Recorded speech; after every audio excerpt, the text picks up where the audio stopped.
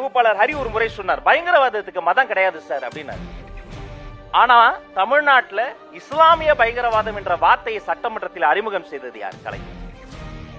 நெடுநாள் சிறையில் இருக்கக்கூடிய இஸ்லாமியர்களை விடுதலை செய்வேன் என்று வாக்குறுதி கொடுத்து இந்நாள் வரைக்கும் அந்த விடுதலை செய்யாமல் இருக்கக்கூடியது மதிப்பிற்குரிய முதல்வர் மு க ஸ்டாலின். இஸ்லாமியர்களினுடைய நோன்பு துறப்பு விழாவிற்கு கார்பரேஷனுடைய குப்பை வண்டியிலே உணவுப் பொருட்களை கொண்டு வந்த அந்த நிகழ்ச்சிக்கு தலைமை தாங்கியது மதிப்பிற்குரிய துணை முதலமைச்சர் உதயநிதி ஸ்டாலின். அடுத்து எத்தனை தலைமுறைகளாக இஸ்லாமியர்கள் நோக்கடிக்கப்பட்டு வஞ்சிக்கப்பட்டுக் கொண்டிருக்கிறார்கள். இந்த மெரினா பீச்ல இந்த ஆடி அமாவாசைக்கு நாமெல்லாம் போய் இந்துக்கள் தர்ப்பணம் கொடுத்தோம், அனுமதி இருக்கு. ஆனா இதே மெரினா பீச்ல ரம்ஜானுக்கு கூட்டு தொழுகை செய்வதற்கு இந்த திமுக அரசு இப்ப வரைக்கும், இந்த ஒன்றிய அரசு திமுக அரசு அனுமதி தரல. இதனால் தான் சொல்கிறோம், இது மக்கள் விரோத அரசு. எங்க சாக்கடையில இறங்கி போராடினாங்க, ரிப்பன் மலையை வாத்துல இறங்கி போராடினாங்க, மெரினா கடல்ல இறங்கி என்னுடைய தூய்மை தேவதைகள் போராடி கொண்டிருக்கிறாங்களே, மனசாட்சிகளை.